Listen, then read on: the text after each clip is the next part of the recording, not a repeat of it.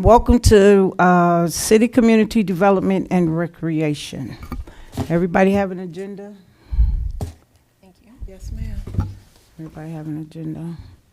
It's August 14, 2023. Hang on. Do I have an agenda? I have finance. You should have. Do I have yours? It was mine was sitting under the. Yeah, right there. Got it. Right on top. Sorry. That's another. Yeah, Okay. this is you. I got it. Sorry. First on the agenda is Household Hazardous Products Event. I'm looking forward to that myself. Can't wait. Well, we have good news, Ms. Zorp. It's around the Gage corner? Bradford has approved it. So, I'm sorry, who approved it? Gage Bradford, I don't know who that is. Yeah, you do. He came here and put on a presentation for us. Oh, that guy. Okay, it's all clear now. Thank you. Yep. okay. Well, it's been approved, so it's going to be incorporated with the Fall Fest. Can I hold you? Point of order. Are you doing minutes? Or am I doing minutes? I was right. I Or don't you're do- doing, who's doing, you're doing minutes. I'm sorry. Do 'em. Nope, sorry. No, I mean, she does them. Yes. yeah. I get my meetings all confused. Sorry, Somebody minutes. sorry.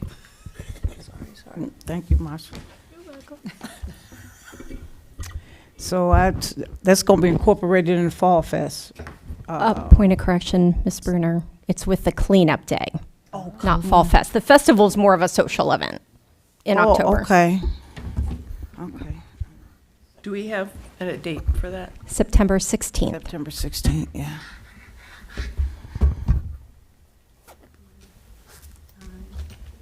Did I miss the time? Oh, time of collection, we didn't, I got it on my paper, but I We didn't get to that haven't- yet. We haven't put the bookends around that, but it will probably be like 8 to noonish. But that could change depending on where our recycling partners, how early they can get here. And so I would think at a minimum, it would go till noon or 1, but we may need to adjust the time to 9. We're still working out some of those details because of some of the recycling partners that need to come for the collections that day. So, you know me, I always have follow-up questions. So, will we have a list of what can and cannot? Perfect. And then, do you have to prove that you're an NCH resident, or is this like a broadcasted thing, or? That is one of the details we need to work out. I think, and do not hold me to this, I think it's any Hamilton County resident. Oh, it's a Hamilton County thing. Yes, because some of the funding comes from the Hamilton County recycling grant that we got. So I think it will be open to any Hamilton County resident, but you would need to bring, so we can make sure you're not coming from like Northern Kentucky or whatever. Sure. And I believe Ms. Bruner has in your packets the list of what can be collected. And as soon as and I don't want to steal her thunder, so I should just shut up. Well, go So, ahead, you're I'm sorry, fine. like, Yeah, I didn't look far enough on my packet. I see it. Oh, so- you're fine. Well, Bruner and I met on this last week and went over the entire list. Yeah. we went over everybody have a list? Yes, sorry, I didn't look far enough in my packet. Okay, it's in the list there. And Hamilton, if you skip all the way down to the fourth paragraph where it say communities can choose what they do and do not want to collect from the following list. So we went over some of these items and we selected batteries, fluorescent bulbs, pesticides, fertilizers, antifreeze. We did not choose gasolines or motor oils. No motor oil. No motor oils. We try to avoid flammables as much as possible, so. As a side note, I think you can take motor oil to Valvoline. To where? Valvoline, Oh, Valvoline? right down on Hamilton. Oh, okay. I don't know if they charge a fee, but I'm pretty sure you can take it there. And we did not choose kerosene. Madam Chair, Yes, did we skip over gasoline and oil mixes? we did not choose gasoline Okay. and oil mixes. Okay, and no kerosene. No kerosene. And now the solvents was a question mark. Because it's like a broad thing when it comes to solvents. So, Yeah, it could be baking soda and vinegar. you know, so that's sort of a question mark. We'll get back to that, I suppose. And with thinners, that was a question mark. Oh, dinners is a question. We chose oil-based paints and stains, driveway sealers, tar and cleaners, Propane. and no propane tanks. Madam Chair. Yes, Mr. Watt. Oh, it's Miss Alexander. Oh, Miss Alexander, I'm sorry. Can you, because I think I kind of got mixed up on what you are taking and what you're not taking. Can you just tell me what you are taking? Well, we are, okay. Batteries, fluorescent bulbs, pesticides, fertilizers, antifreeze, oil paint and stains, driveway sealers, tar and cleaners. Okay. The solvents and thinners are still up. And question mark. Okay. Thank you.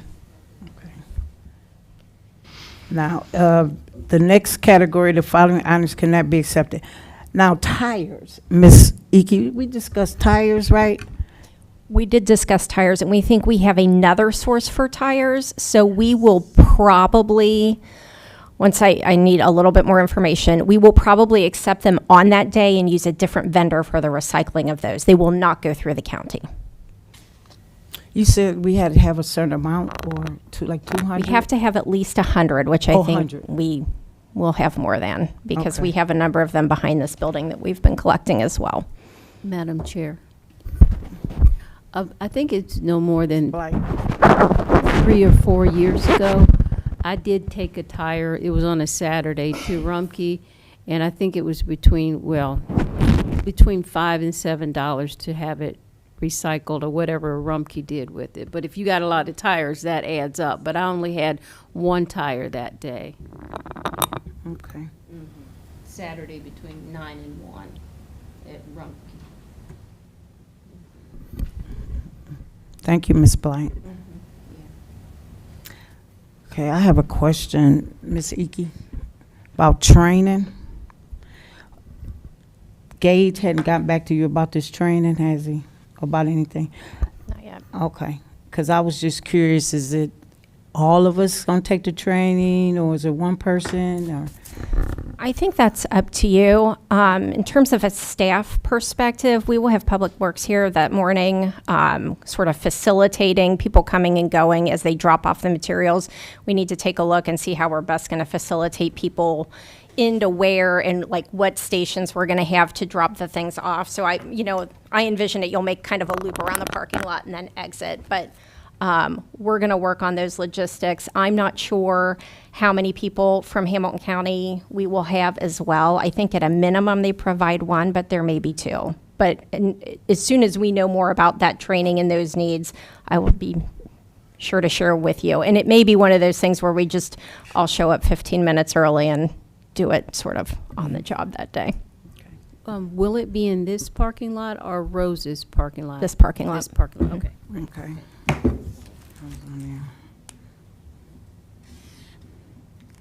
Okay. Anybody have any questions, any input? About materials or? Oh, I do have one more. So I'm presuming that this is a free drop-off? Yes, Or is it- ma'am. Awesome.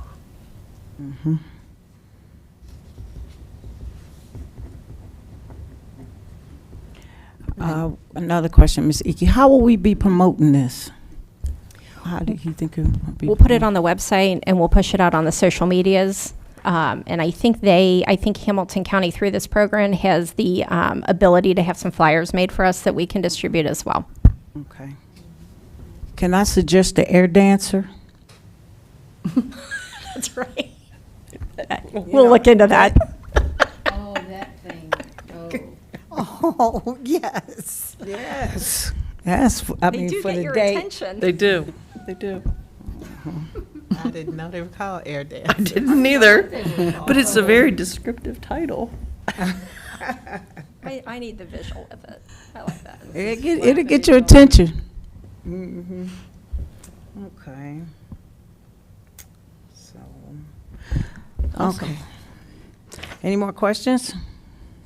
While we're on this topic, I did want to say that the medications, controlled substances, we're not taking, but I don't know if the public knows that Walgreens does take them, but when they become overflowed with them, then they don't take them. So you have to be prepared to be disappointed. Okay. When they get a limit, they stop taking them when they get a limit? Well, because they have to take them somewhere, and when their bin gets full, they have nowhere to keep, because they go into a locked container. So, Okay. Yeah, we had reached out to them, and that communication's been spotty in terms of the response. no. Well, then I hope they still take them then. I don't know.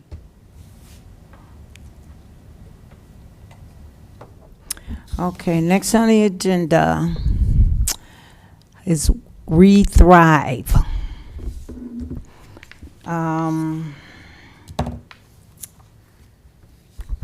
I met with Miss Iki on, what day was that, Miss Iki? August the 11th.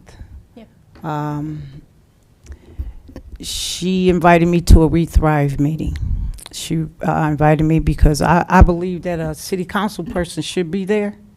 Or, well, I have an ordinance here. It's in a packet somewhere over there. Everybody got one? It's got the staple on the end.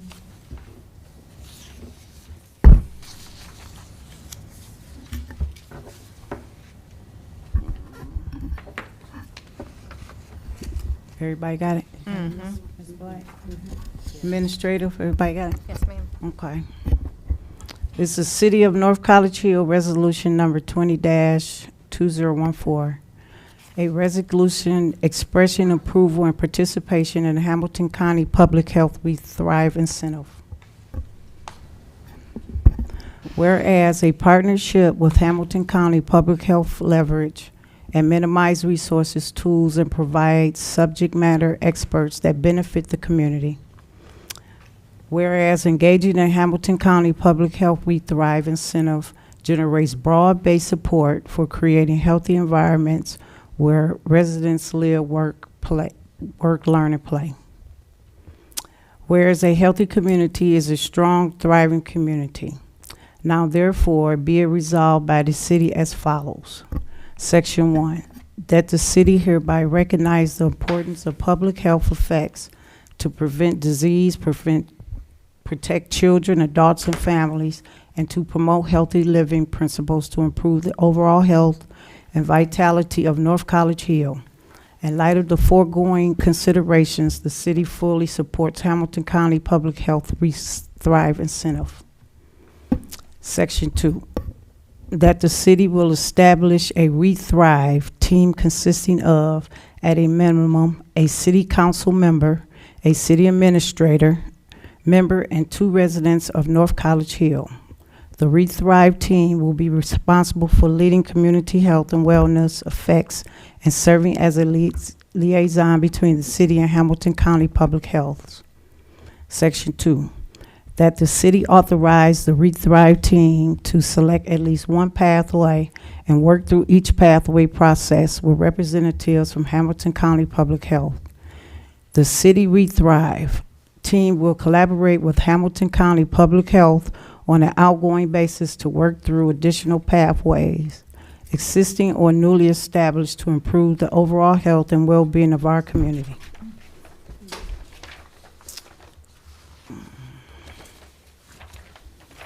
Section 4, the city Re-Thrive team shall designate a representative to participate in a Re-Thrive community learning collaborative facilitated by Hamilton County Public Health. Section 5, that the city Re-Thrive team shall report back to the council quarterly regarding steps taken to implement this resolution, additional steps planned, and any desired action that would need to be taken by council or other agencies or departments to implement the steps taken or planned. Section 6. It is found and determined that all formal actions of this council concerning or related to the adoption of this resolution were adopted in an open meeting of this council, and all deliberations of this council and any of its committees, if any, that resulted in such formal actions were adopted in meetings open to the public and compliance with all applicable legal requirements of the Ohio Revised Code. So I would say that's illegal. It was voted on, so. I got to Ms. tell you, Moore. I wasn't even aware of this, because this was before I was on council. We thrive. The resolution and the members of the team that had to be on it. So I I don't, wasn't don't- aware of the list of members, right? I don't know that we have that committee going right now, do we? Well, there is one resident. Well, we certainly don't have a member of council on it. I was going there, but thanks for Okay. finishing my sentence. Sorry. Well, I accepted it to Perfect. be on a committee, so that's one step. And, well, so I'm so new at this, so I guess I'm waiting on meeting updates, to get the ball rolling. Anybody on the team know anything about ReThrive or been involved in it, or? I know that when it first started, Ms. Anderson had a lot of activities here in this building. She had notices out in the front lobbies that we stayed informed. But is she still affiliated with it? Yeah, she was at the meeting. Okay. She was at the meeting. She was there. So, Ms. Iggy, do you know when the next meeting? We didn't say, okay. Madam Chair, Ms. Alexander? can you kind of like tell us what happened at the meeting? Oh, well, they discussed it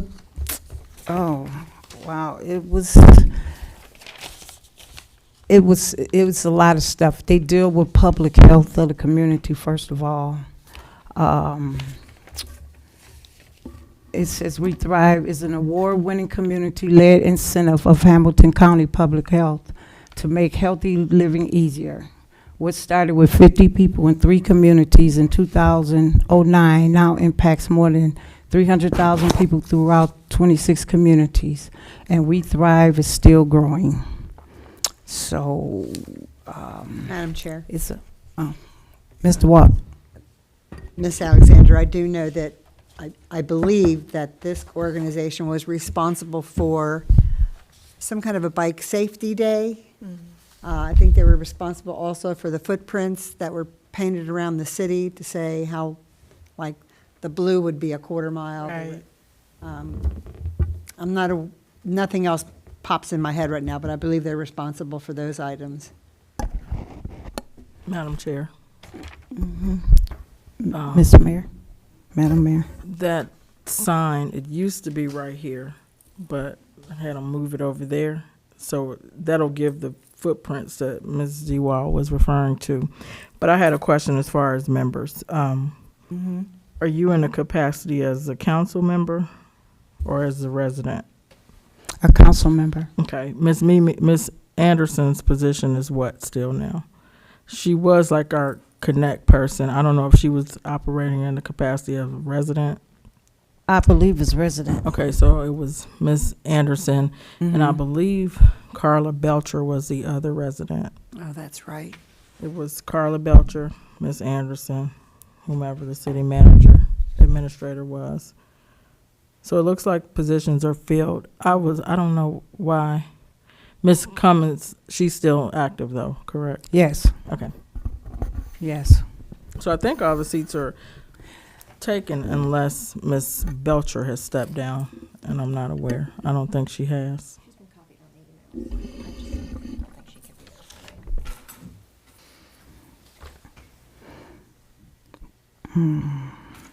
Well, I'm going to pass this around. This is a little map. The communities that ReThrive are involved in.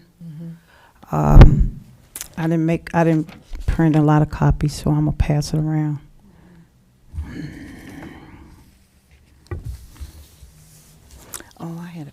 question. Mm-hmm.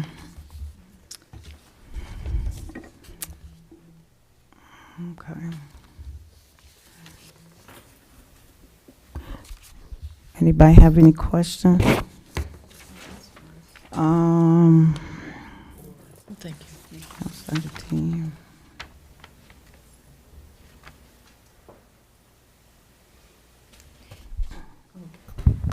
Madam Chair. Ms. Blight? So during the September 12th Lunch and Learn, I guess, Oh. if you participate, then you'll learn more about We Thrive. Yes, Virtual, I'm glad it's virtual. is in a, you all have this, in the packet, is a, okay, this is a, you will learn a lot more about it if you go to We Thrive Learning Collaboration Conversation with Hamilton County Planning and Development.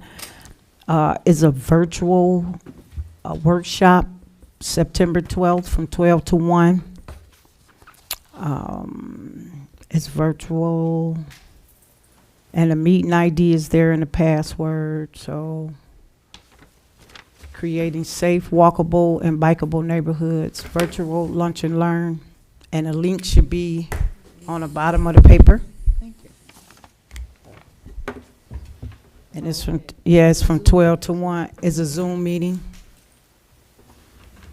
I wonder if I'm sure we probably. So this should kind of bring us up to par a little bit about what's going on with you know. If y'all can, make sure you catch it on Zoom between 12 and 1. Tune in. So tune in.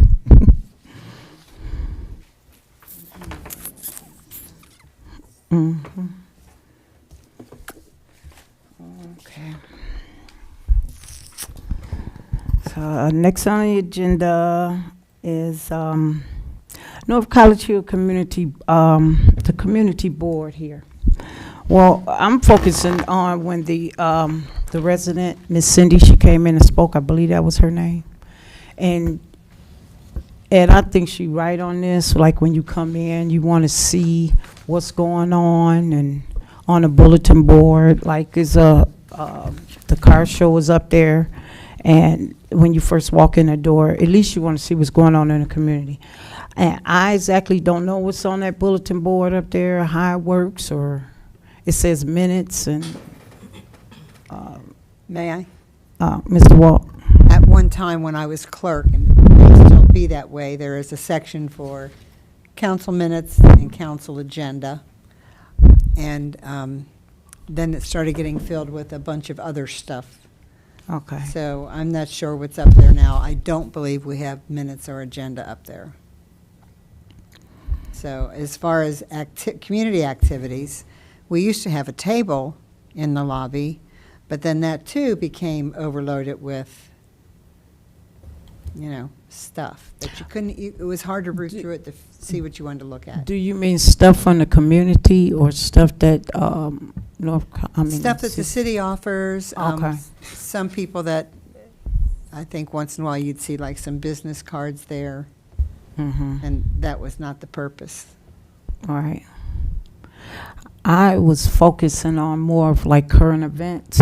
Exactly. Current events, like the car show, the Fall Fest, the hazardous waste cleanup.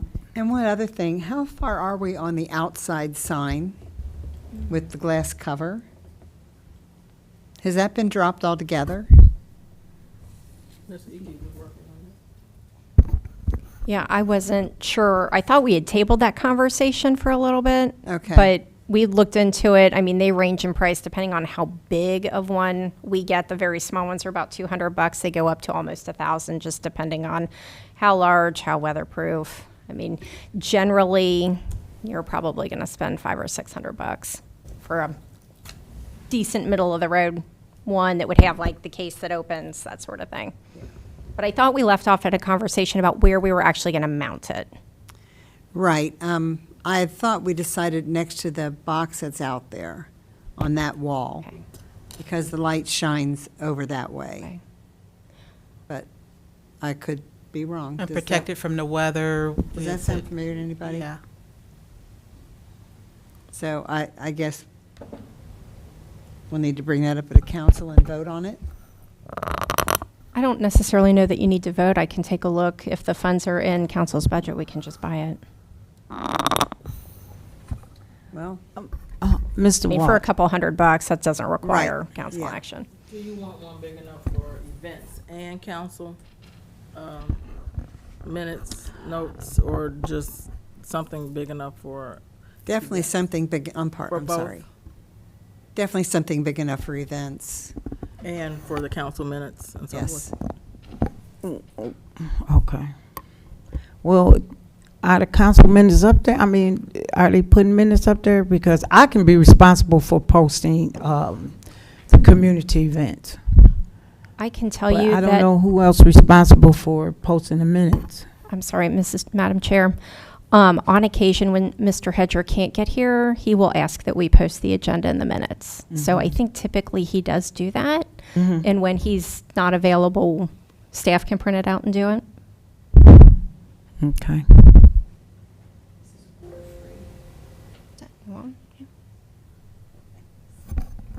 So, Madam Chair, Ms. Alexander? what we have, the board we have out there now, the little, push pin board and an additional enclosed case.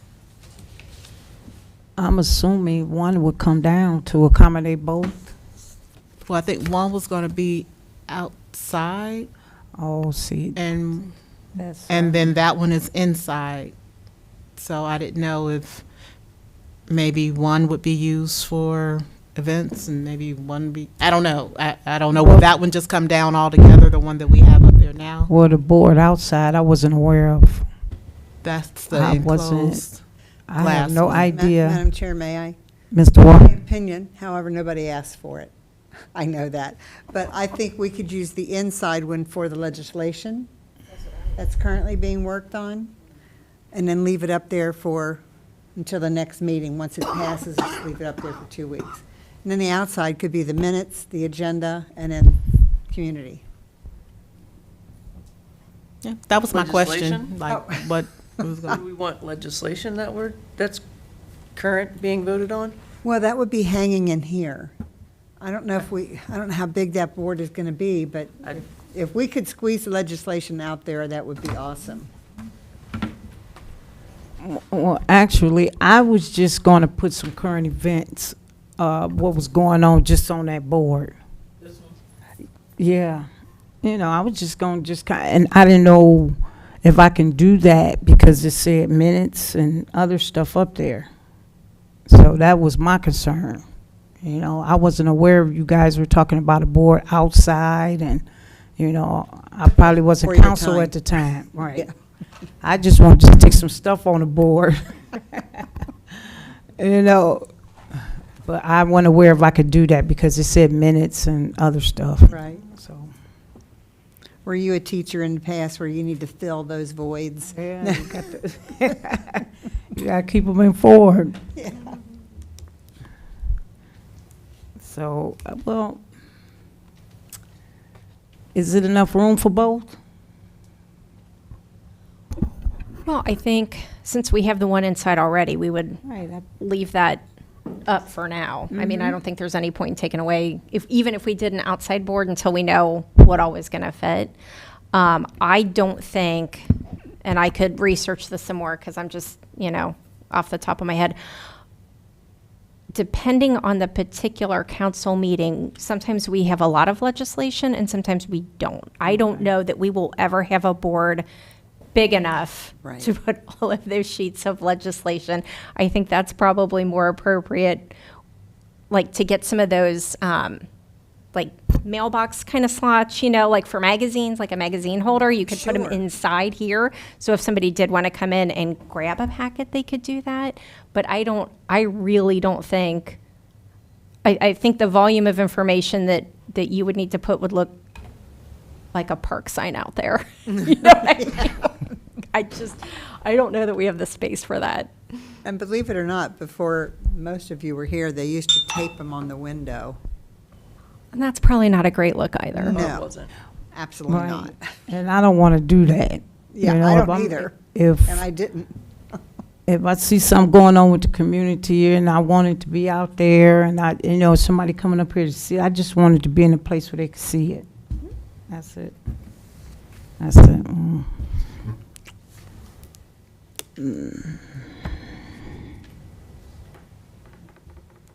But is it okay if I just stick it on the board? That's good. I'm fine, but I'm not the keeper of it, I don't think. No, I Okay. think. Anybody have any questions? Okay. I think this one needs to be multi-use if the other one is just going to be strictly for council. I heard you say different things in it, but say for instance, when I was clerk, I would put all of the legislation together under legislation in one. So then it would be minutes that were passed or what have you. So I guess for me, I'm trying to figure out or understand the clarity of this board here. Is this the one where you're talking about, can you just put something to it? And I think the one outside would be locked. So if someone wanted a flyer, they would have to come in the inside, Right. which means, they sell different type of things that are on the wall with the different slots, and you can label the outside or not label it, but you can just pick up whatever you want besides a board. So if if we're posting or display.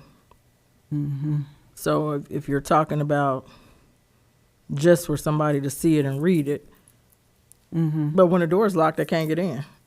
So Right, they can't see it. they can't get in. So that's the consideration there. So I think anything that might want to go out here should possibly go out here if it's of great importance. It's all important, but you know what I'm saying? On the outside. Madam Chair, the good Ms. part Black. is when we get our electric light outside, then we can sign. We can flash upcoming events there. That'll be a Right. while, so. But I guess until that point.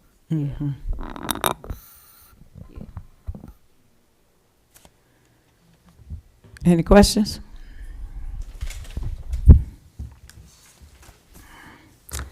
Next on the agenda is an update from the recreation.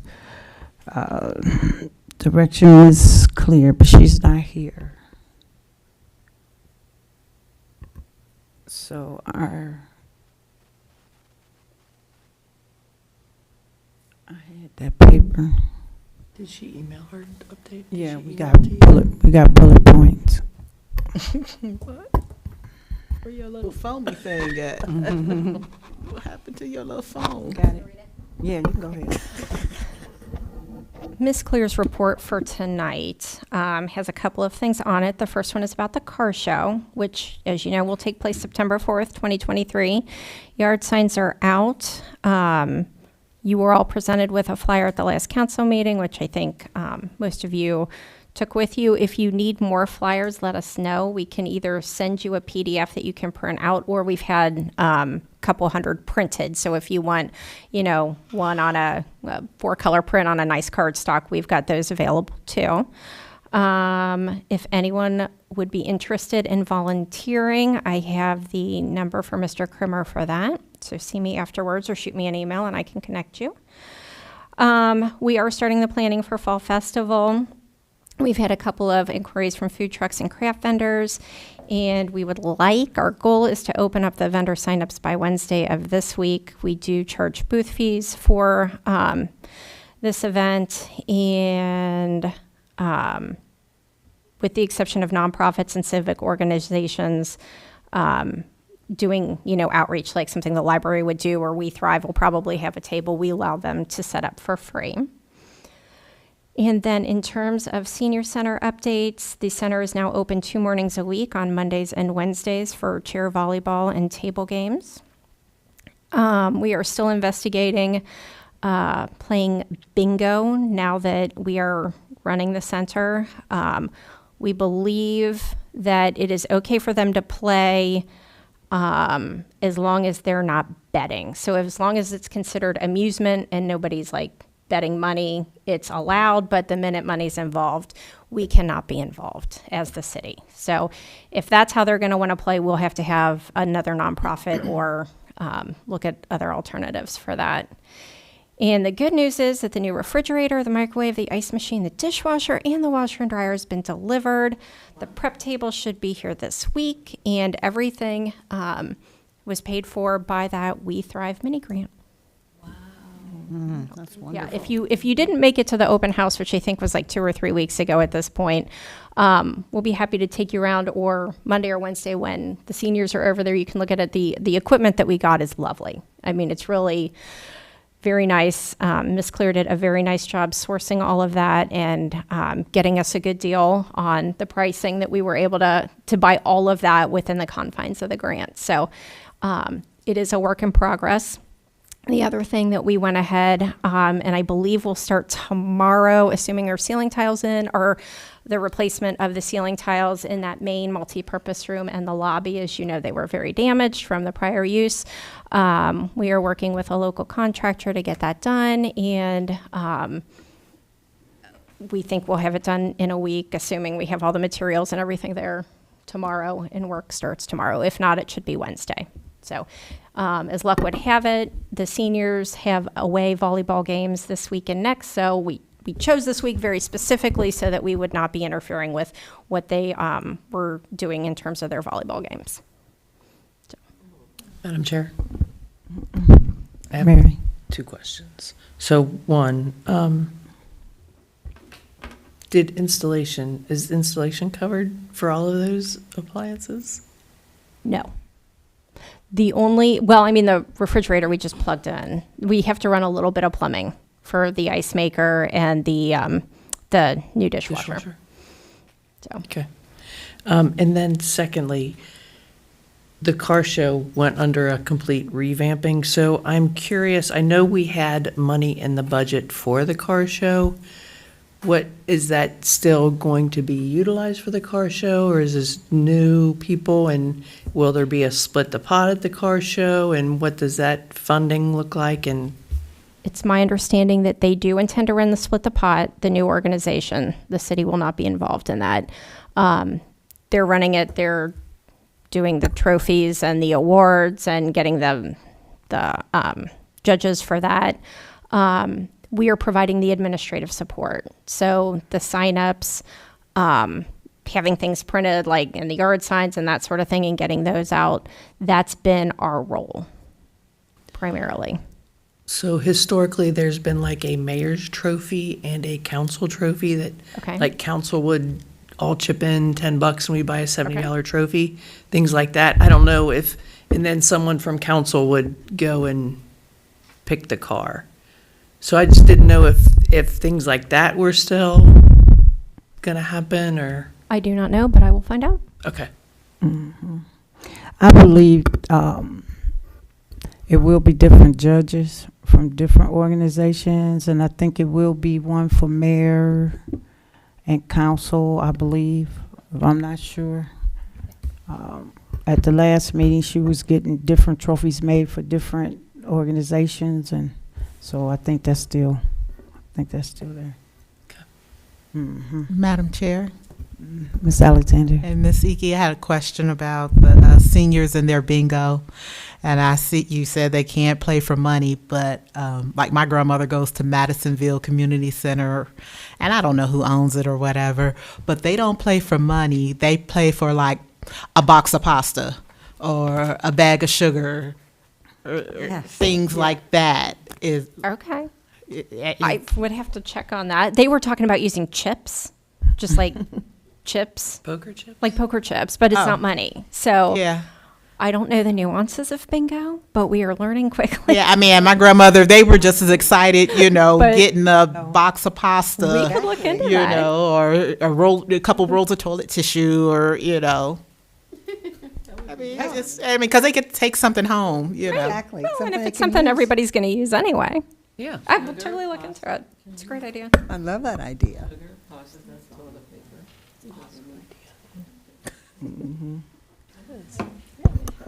Madam Chair, Ms. can I Nichols? just add to the Fall Festival that this year we decided to combine, because everything seems to happen in August, the Touch a Truck and the Trunk or Treat. So that'll all be the same day with that festival.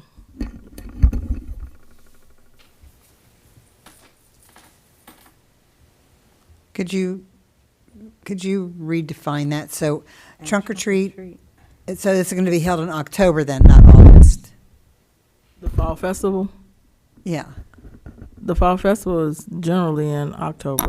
okay. Because you had mentioned August, I'm like, are we Did I moving say August? Halloween? I do apologize. If I said August. Okay, thank you.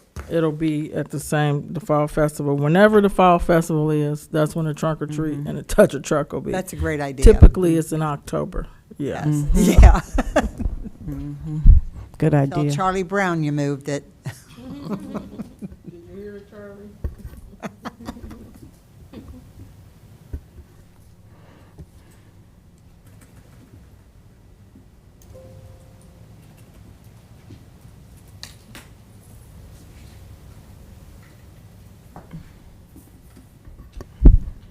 Madam Mayor, where would that be? The touch a truck in the, Where? yeah, in the parking lot? Where would it? Hopefully, it'll be in the same area that it was last year. Typically, we would have it over here at that Roses parking lot, but we blocked off Goodman. I'm assuming that's the same thing that we're going to do this year. And prayerfully, the fire truck won't get called out. It gets called out. They're pretty busy. Yeah, the last two events, I believe, even for the parade we had, it got called out. So it's the 21st of October. Okay. But it's going to be in that Goodman area that we blocked off the last time. So what that means for the cars, I have no idea. We haven't even gotten that far. Because typically, like I said, unless they'll still allow us to use it as long as no construction is going on, then they can walk up and down. But that means we would have to block off more of Goodman.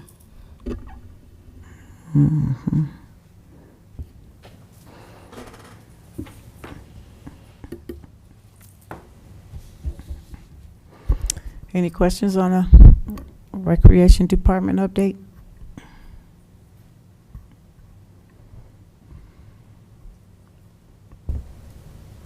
Any old business? New business? Madam Chair, I'm not sure if this falls Speak. under old or new, because I cannot remember if I mentioned it before, but we were successful in our conversations with the 513 Relief Bus, and they will be here in town September 25th and October 11th. Let me make sure that's true. September. I'm sorry. Is it? I don't know. Hang on.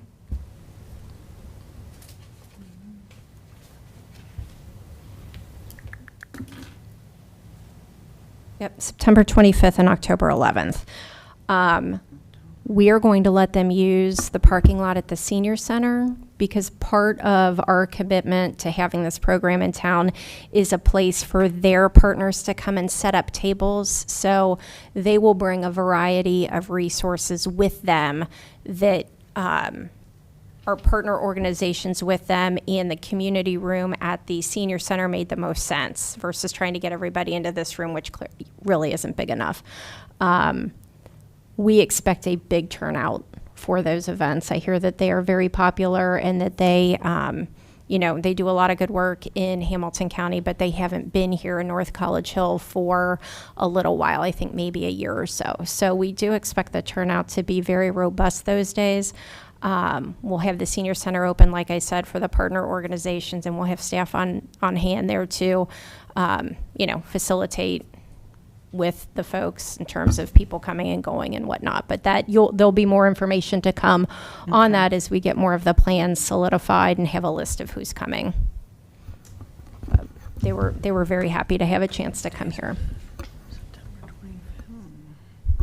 Ms. Siki, could you brief me a little on what 513 relief They provide. this is about?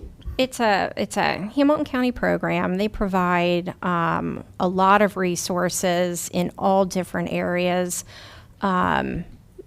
for communities in Hamilton County, and so they have everything from like food programs and food pantry information to home buying assistance to other social services, mental health agencies. So it's really kind of a full spectrum of services and folks, community organizations that they partner with to get that information into communities. And so they serve as sort of that clearinghouse to bring everybody together. They have all the connections, and then they coordinate with the communities to bring those resources in on specific days. Help with utilities and rent and mortgages. Yes. Sound good. Any questions about old business?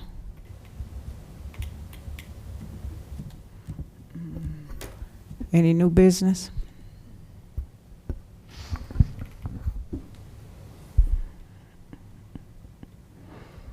Since there's no new business, I make a motion to adjourn at 7:17.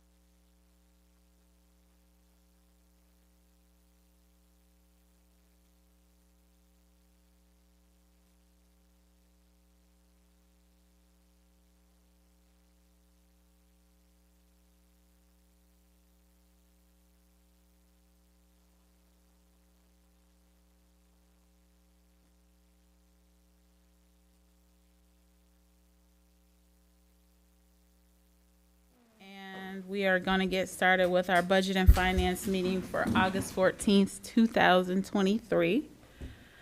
I sent out the minutes for June. I do have the minutes for May and July, and I will send those out shortly. I did get them before the meeting, but I didn't want to bog you down because we have a lot of attachments tonight, and it was kind of late and I had to get to the school board meeting. So I will send those out with the next agenda. Would you guys prefer to have those ahead of time so you can look through them? So you said. They need to be proofread. Okay, well, let me proofread them, then I'll send them out. So give me a hot second, because I actually have some follow-ups for school board too. So let's just bank on having them next meeting, and then I'll be all caught up with minutes. And I apologize about the delay on the minutes. We just had a change in leadership on the meeting minutes, and so since then we've been kind of in the dark about trying to get them in. So I'll have them caught up. I'll take all the blame on that. No, it's okay. We're a group. All right. So it's okay. Okay, then we'll share them.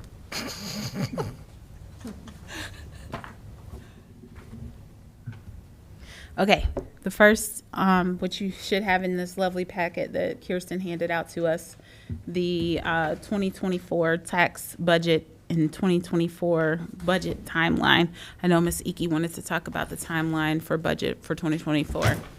And I think they're one and the same. The 2024 budget for tax and then the timeline that we were going to forecast for the 2024. I kind of like merge them together. Pardon me, Madam Chair, the tax budget is the special meeting that we're having next week for council. So that's the one that's due to the county. Our budget process has just now started that, we're going to spend the next couple of months going through. So staff has got their budget worksheets. I think we gave them a deadline of the end of August to get that to us so that we can have our internal meetings, and then something to Finance Committee for the September meeting. Is Okay. my goal, like a first draft of the budget. I don't know how intensive this process is going to be internally yet, so we may need to adjust that by a week or two. But right now, it's the intent to have something to you to start to look at so we can go through this in September. Okay, so we're pulling that back, this agenda item, That is the update. budget timeline. In terms of the tax budget, Kirsten has a couple of notes. I know that was sent out last week and then again this evening, so that you had enough time to ask the questions in advance of the meeting next Tuesday. This is something you pass every year. It's relatively flat, and I'm not going to steal all our notes because I have them in front of me, so I should probably defer to your finance director. So two things I have. One, I'm sorry, I did not see you at first, so I would like for you, if you don't mind, to introduce yourself. Sure. I know who you are. Yeah, absolutely. Or go ahead, Jen. Well, let me preface this. So, you all know Kirsten. Kirsten's our finance manager. She's been on board for, a year and a half or so now. She's been busy working on some of these projects internally. One of the things when I took this role that many of us have talked about is the need to get our finances in order. And you've had a lot of turnover in staff, and people do things different ways. So when I got my head around kind of what was going on here, I thought we need some extra help. And so I was lucky enough to find Michelle on a Center for Local Government training program that I had gone to, which actually I think some of you attended. It was online, probably the first month I was here back in March. And she laid out a budget process and city finances in a way that a non-finance person could understand it pretty easily. And I thought, I'd love to pick her brain. So I reached out to her then, and as luck would have it, she was previously with a local township in Warren County. Butler County? Butler County. Butler County. but she was going out on her own doing contract work for municipalities and townships. And I said, "Oh, well, I would like to talk to you." So we were lucky enough to get her on board to help us out through the next couple of months. She's been here digging through our books for, I don't know, 2 or 3 weeks now. So we still have a little bit of work to do. But one of the things you have in front of you tonight is this monthly report, which in actuality is a 6-month report because it goes back through January 1st through June 30th. So she will go over that in greater detail when we get there. She comes very highly recommended, worked for a number of municipalities in Southwest Ohio. And in her previous life, she was a state auditor. So she's also provided some very good guidance as we're in the middle of this audit process. Awesome. Do you want to know more? Or does that, no, I'm teasing. I'm teasing. I have a quick question. Yes, For the absolutely. minutes, could I get a full spelling of your name? Yes, my name is Michelle Grice. The last name is Greis, and my first name is Michelle, Michelle. Thank you. Got it? All right. So I think pretty much Jennifer gave you my little spiel, and I think she's right. A few of you sat in. I teach for the Center for Local Governments. I teach a leadership program. So that is for employees of municipalities, townships, villages that want to really just advance their career. So that's once a year. And twice a year I teach classes, one for newly elected officials, which I really encourage everyone to go to because it's a really great refresher. That was in March. And then we also do one that is, actually we're bringing it back. It's a newer one that CLG used to do, and they're bringing it back now, but it's for just all elected officials. But the same idea. So what I teach there is Fund Accounting 101 and the tools. I mean, I try to make it very easy because I get that it can be very confusing. And then we dive pretty deep into the budget stuff. So as Jennifer mentioned, I've been in this world for 23 years. I was an auditor for 12 of those years, and then I spent 11 years in local government. So I was at the City of Middletown, City of Montgomery, and Liberty Township doing finance. I picked up HR at the end. So lots of this sort of thing. So I came in, she reached out, and she said luck would have it. I was moving on and trying something new. So here I am. So I've been digging in a little bit. I think I've been here 2 or 3 weeks, as you mentioned, and just trying to help you guys get a really good handle on where you are and, you know, all the details. And we'll go through a little bit on the report, and we'll talk a little bit more in depth on that. Okay? Thank you. Welcome. Yeah, Could thank I you. ask one? Would Absolutely. you pronounce your last name for me It's again? Grice. Grace. Uh-huh. Not like how it's spelled. Not like how it's spelled, right? Okay. Right, exactly. Thank you. Yes. Okay. Actually, I mean, you guys can take it over if you want to do your part of the presentation. All right. Start with the tax budget. Sure. Okay, can you hear me? Because sometimes I know you cannot.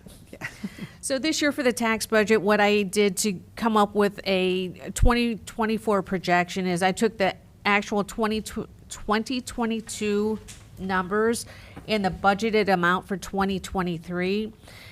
And I had some help from Michelle. She looked over this and, you know, mentored me some. So what I think we have is fairly good. The one thing you'll notice, though, is we do not have the CARES Act money or the COVID money coming in, which was roughly $1 million. So when you see that and you think, oh my gosh, that's what the extra revenue's from. Yes.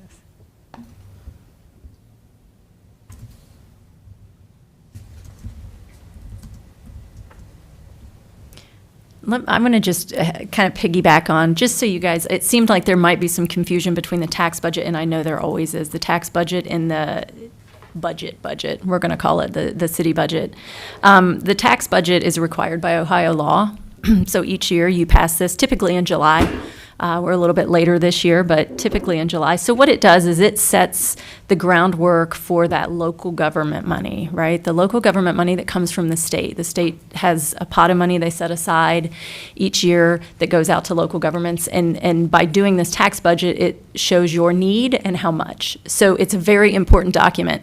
I will say that this document is a start point for our operating budget, but it's definitely because we're still very halfway through this year, so we don't know exactly how things are going to play out. So, our budget as we start to work towards next year will be very fluid. So this document is something you do every single year. You turn it into the county.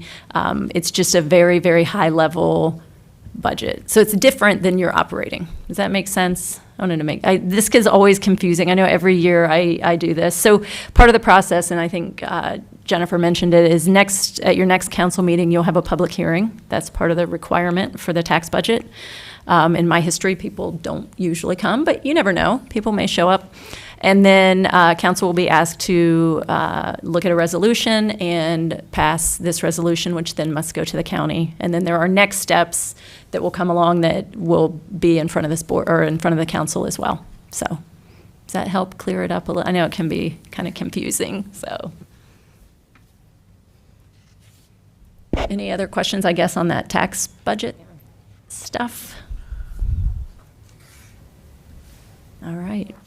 If you have any in the next couple of days before we meet again to vote on this, send me an email so we can get you the answer in advance of Tuesday. If we wait till then, I may not be able to get you the answer. So just. I have a question. I have a lot of documents here. Which one are we even talking about? Can we just be that simple? It's got Looks a like lot of this. lines on it. Got Yep. it. Thank you. And so now I do have a follow-up question because I was taking minutes, so I apologize. So there isn't really anything that we could change on this. This is what it is, right?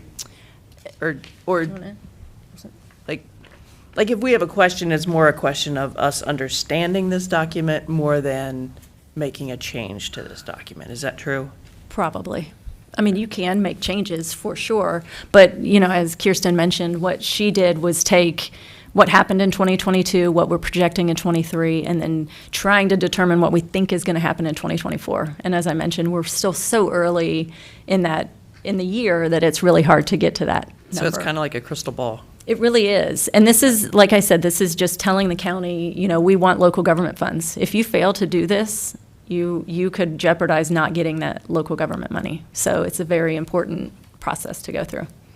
So That is an excellent point. Thank you. I'm sorry. Yeah. Are you, did you say which document we were looking at? it's the one that has all the lines on it. Does that help? If it looks, it's the thicker, It should have been paper clipped Paperclip. together. yeah. Oh, right. Schedule A, it says on one There are a of them. lot of documents within. They all have individual crimps. This whole thing is your tax budget. There's a lot of pages to it. So it's very complex than what we're used to. I'm not saying that makes it invalid, but it creates a barrier that I used to understand it, now I don't. So I don't even know how to comment, to be honest. I'm sure it's perfect, but it's just so complicated at this point, I don't know how to understand it. So I guess what I'm hoping for is an explanation of what we're looking at. You want to do it, or you? I mean, So- I'm yeah, not. yeah, yeah, I'm yeah. not trying to be mean, but I No. want to engage in the process. Absolutely. and I we- want to make sure that we have an understanding. So in the past, whether it was right, wrong, or indifferent, I did kind of understand it, and because of the formatting changing, I don't. So if you could help me get there, Sure. I'd really appreciate that. Like, I'm admitting my ignorance here. No. I will tell you, finance is not most people's forte. So I totally understand, like, these documents are not things you guys look at every day, usually.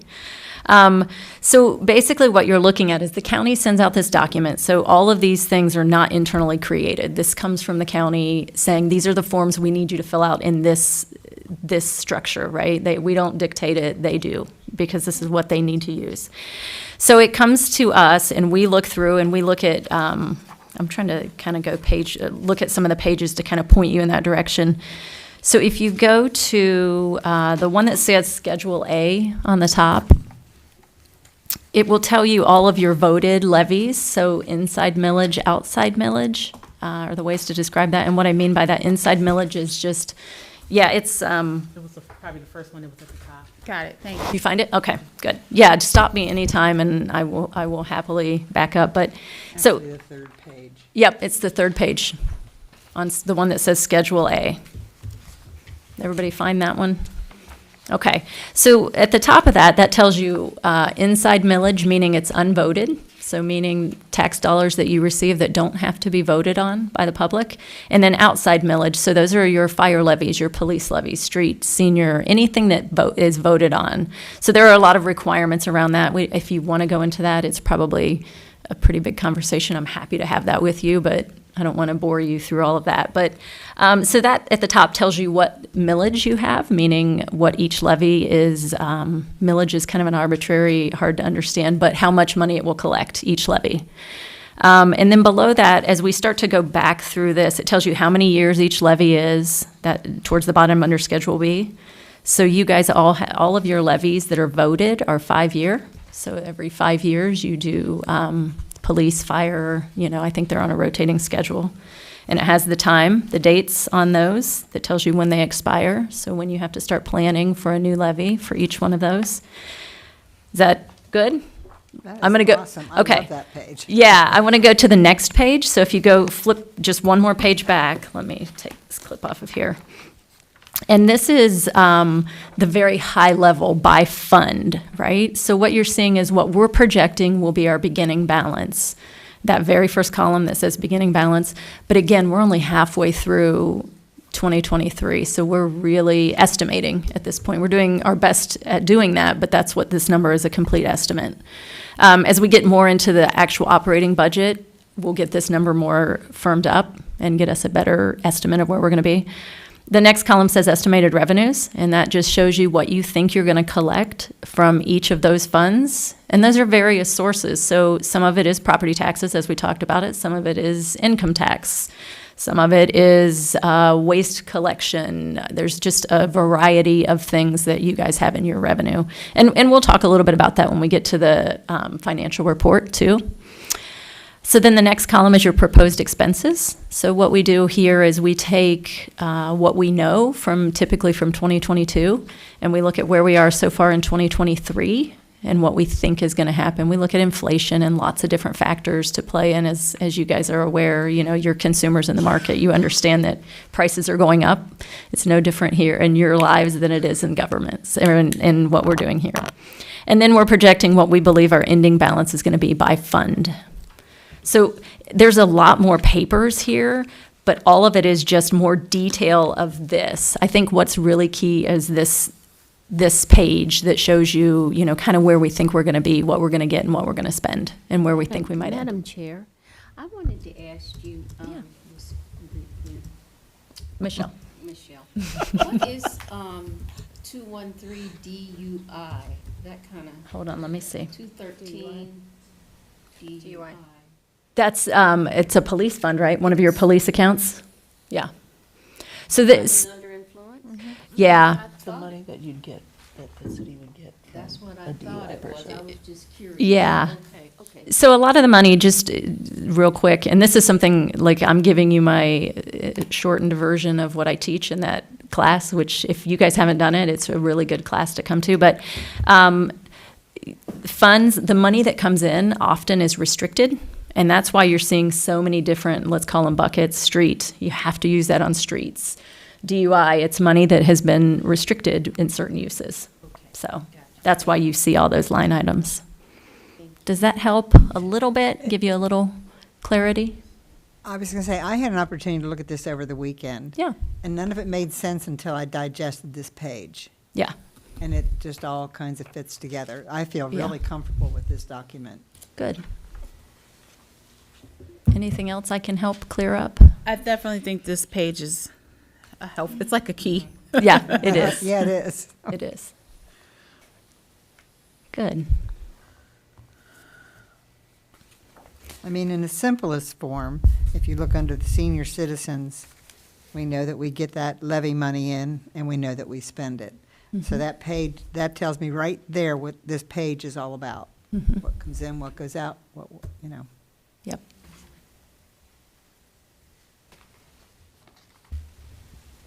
Yeah, so as you guys maybe take more time, because you don't have your public hearing until your next meeting, if you have questions, Jennifer can get me, or you can meet with me, whatever makes you feel more comfortable with this document. That's what we want you guys to feel good about this, so.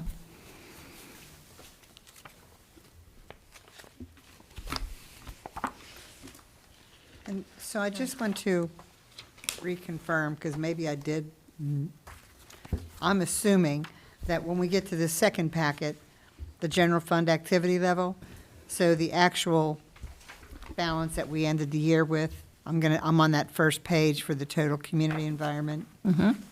$6,513. So that's what we ended with in 2023.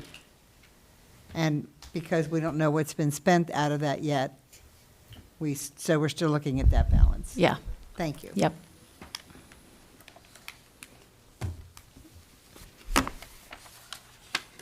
So does this coincide with the beginning balances? Does that coincide with what was projected for 2023? Is that where you're getting these numbers like inactive funds? Those were numbers that were previously there, or were those new numbers? Are these new projections, or are these based on the ones that were Mr. Mosby made? Gosh, you probably will have to answer that one. For which page, I'm sorry? That's the page, the key page that kind of helps us understand the rest of the details. I just want to know So what those numbers are, where they're coming from, so we can compare, like, which is fine if they're new numbers. I just need to understand, so because having a foundation for this one helps us understand where we're going in 2024. Yeah, so you're talking the beginning balance column? Yes. So that is an estimate, right? We don't know where we're going to begin in 2024. So what we do is we look at, where are we in 2023? I typically look at June, right? Because you're about halfway through the year. For the most part, you can guess that you've received and spent half of your money that you've budgeted for 2023. So those numbers would be different than what you've seen, and they should be, because each year those numbers are going to adjust based on what we spend and what we receive when they become actuals. So because we're trying to project 2024 when we haven't even finished 2023, that number can be a bit of a challenge, but we use historical data, we use where we are so far this year to try to get us a good number. And as you go through the budget process, the operating, we'll get that number even more refined.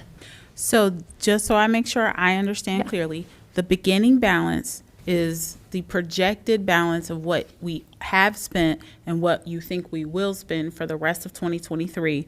So this is an estimated value based on actual and projection for the rest of the year against all of these other estimated values, proposed expenses, and ending balance for the end of 2024.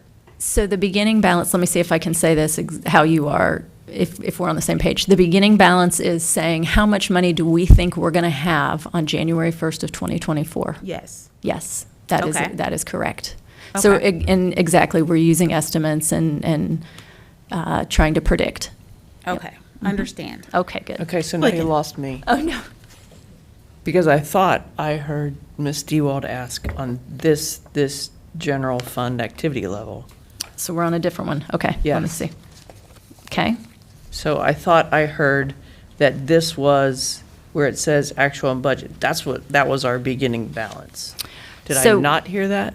Did I hear? So 2023, where it says actual, that probably should actually say budget. We probably need to update that. So Because okay. we don't know the actuals yet.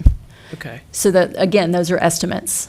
Same idea, just more detail. The pages you're seeing behind it, so that next bigger packet, those are the details that support that one page that I told you was sort of the key.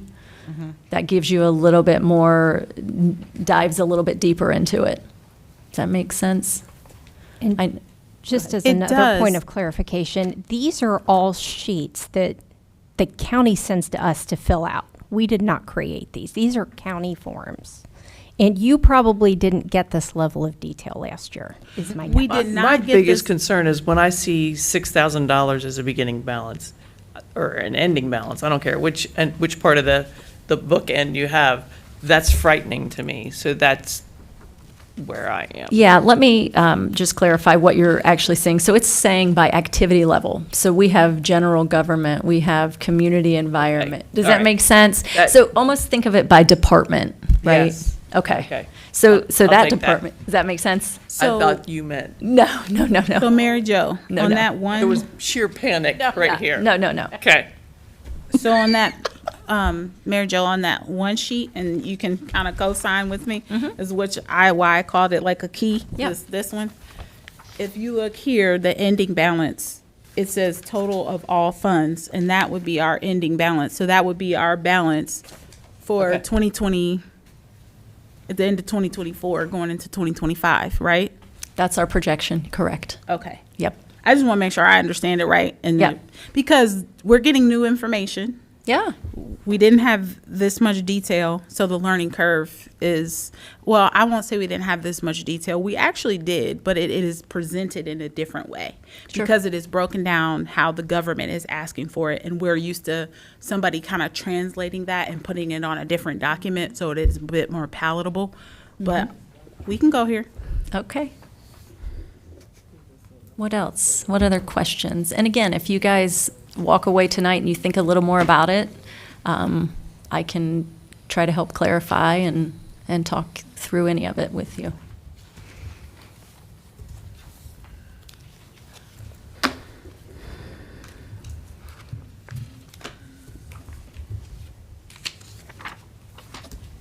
Michelle? Yes, yes. Okay, so I just want clarity for me. This one, that's the 6,513.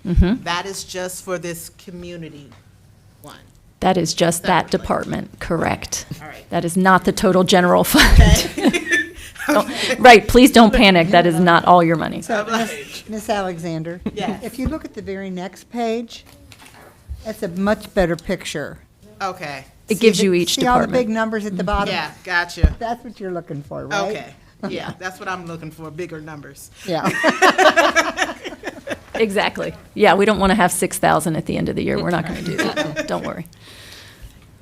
And this, now this is, okay, so we're working on tax budget, right? Correct? So this one sheet where it says 2024 revenues, country for, or county format, and then 101 general fund, and then it has all these taxes and grant lines underneath of it, and then the key page is in that general packet, right? So those are things that we cannot change. We can change anything Well, we shouldn't. We probably shouldn't. Right, that's correct. That is correct. So the things that you wouldn't change would be, we know what the millage is on all of our levies. That's not going to change. We can't change that unless you take it to a vote, right? It is what it is. That's the big key. That's the things you cannot change. Anything else in here, we can adjust and change. And I think, you know, as we start to talk operating budget and we start to go through the next few months, that's where we really make this document a great document, where we really dig into the operations. This is very, very high level, just to show we want local government money and we need local government money.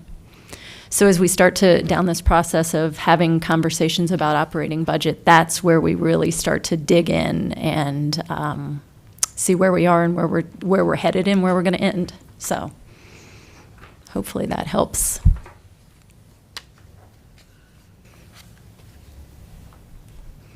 All right.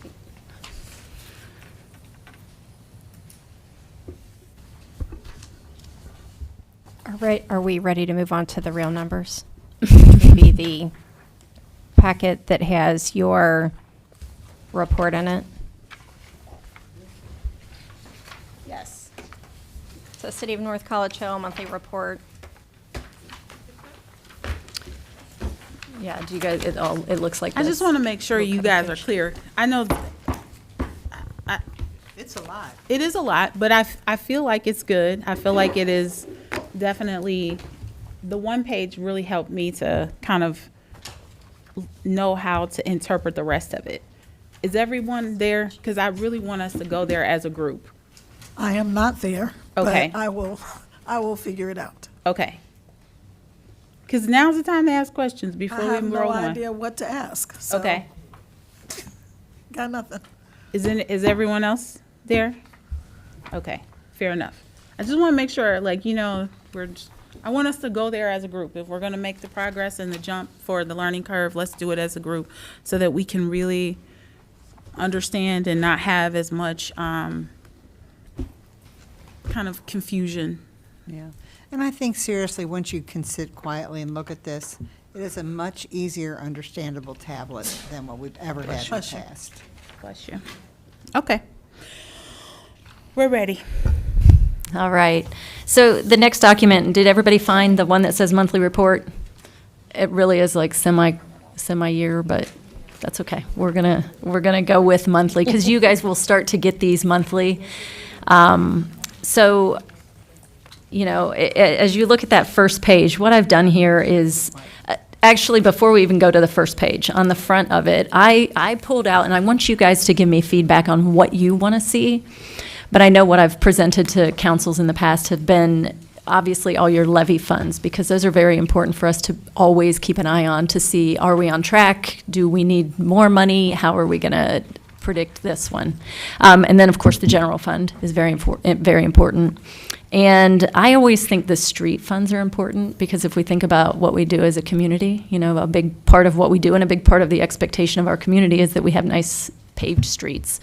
So I think that one's always important because street funding has always been challenging. So if there are other funds as we go through any of this that we want to add to this, we can. What you will see. Interrupt you for just a moment? Absolutely. I actually don't think I have that one. You don't have The this? cover sheet looks like that. Yep. I don't have one of those. Yeah, give her yours. Can I make a copy of someone's? Oh, here, we'll get you one. You can't get out? What do you think? You're stuck? No, I'm saying you can take it and make a copy of it. Oh. Here, we've got an extra. Thank you so much. Oh, now I'm happy. So everybody else has theirs? Okay, good. Good. So what I will tell you is, I've only been here a few weeks, but as I'm spending more and more time here, I will understand more what's going on, how we're spending money, as I'm starting to sort of dig in. So what you will start to see, this report will it will have a lot more words on it. It will have, here's why these numbers changed, here's why they're different, here's the revenue we got. So right now, what you're seeing are numbers, but in the coming months, as you get these reports, you're going to see a lot more explanation. So it's really, what it will do for you guys is really give you a big picture of what's happening, what's changed, what to expect. So bear with me as we sort of get to that point. It's going to take me a little bit of time to get there, but we will definitely get there. And if, as we're going through this, or as you're thinking about this after this meeting, you want to see more funds, we can do that. I just didn't want to overwhelm you with things like the DUI fund, which probably doesn't have a lot of money in it, and we know what it is. And I mean, if there's something really big that jumps out that we don't normally talk about, we would bring that up. So again, I hit on the big ones. Obviously, the general fund is your big operating fund, and then the rest are your levies, and then your street fund. So if you look at the next page, so the very first page is the general fund snapshot. So what I've done here, I typically try to show 3 to 5 years of history, because I think that's important to be able to compare. I went back actually to 2020, because building history takes a little bit more time, but eventually we will get there. So as you can see here, this is just your general fund. So just your general account that can spend its money on anything that's legal and allowable under the state law, and federal law. So as you can see, we're right now on June 30th, we are sitting in the general fund. This is not all of your money. This is just that fund at $2.4 million. That's what we're sitting on. So you can see we're actually right on track compared halfway through. It's always nice to see the halfway point, because you can double it and then say, oh, we're close to where we were last year, or maybe a little under or a little over. Kind of gives you an idea. So just a second. When we Yes. were looking at it, I guess early on, Kirsten had given us some numbers and we were coming in high in terms of, low in terms of our property tax. That has fixed itself, right? Because we collected after, I know we were at a space where, you guys remember we were like February, or taxes had just gotten completed and they hadn't had an opportunity to collect. So in June, we were supposed to recollect and make sure that we had collected what we needed to, and it was feeding our general fund as it should. So we are there. So actually, your property tax is a smidge under the normal. Okay, because we were way under before. Yeah, it's not, one of the things I know that's happening in this local government world is, and I'm not sure if it's Hamilton County, but I know in Claremont County for sure, the state is challenging. So not to get too deep, but the State Department of Taxation sets the property tax values, right? So on your home, my home, everyone's home, right? So they set that assessed value. So you pay taxes based on the assessed, not your appraised. So your house could appraise for $300,000. You're not being taxed on that much. They set it's a lower rate that they assess. Okay. So the state sets this, and each county can decide if they agree or not agree. And as we all have seen, this housing market has gone crazy over the last few years. So the state has said, and I know Claremont County is one that they're saying this about, that they believe that the assessed values on the houses in Claremont County are way too low. So what that means is they're coming in, well, that would obviously mean good things, right? You'd get more taxes. So they're coming into Claremont County and they're saying, we don't agree. And then the county auditor at that point has the option to say, okay, or no, I don't agree with you, and present evidence of why they don't agree. And that because, obviously you guys are, speaking for the citizens of this community. And if you don't believe the houses are that much, and this is the county is speaking for the entire county, then, they need to address that. And so I don't know where that's going to go, but that's something that's happening right now. So you could see more. Okay. So you gave an example of Claremont County. So you're saying that their state is doing it across the board? So Claremont County, the state of Ohio identified Claremont County as having what they believe housing values, assessed values are too low. I get it. So the state has challenged because Claremont County auditor has said these values are good, and he's challenging the auditor on that. And so they can do that in any county they want to, the state, if they don't believe that they agree. So then it's up to the county auditor to have conversations, explain why he or she believes that it is a certain value. So I guess what I'm saying is, are you projecting that is also going to happen in Hamilton County that might impact us? I have no idea. Yeah, I haven't heard that, but it could. You just don't know. So right now, I think you guys have stayed pretty, in terms of assessment, you haven't increased too terribly much. You've stayed pretty level. So you should expect, as long as you don't have a lot of delinquents, that your property tax should stay pretty even. So could we request that? Oh, gosh, I don't think so, because it's the state. It's part of their, the ORC is that's how where the state Department of Taxation is charged with doing that particular function. Okay. So I'm not sure we could challenge that. Uniquely in North College Hill, and I don't know if you guys are aware of this, but when we hit that 2008 downturn, our housing in this city plummeted, and we never really came out of that upside down pineapple. We're actually curving out of it right now, and so our housing values. I was just having a conversation with an insurance person. Our housing values are actually coming up as they should be. And so we are actually experiencing that very similar thing, that some of our homes, well, a lot of the homes the values are more than the market values, are much more than what our taxes are being assessed.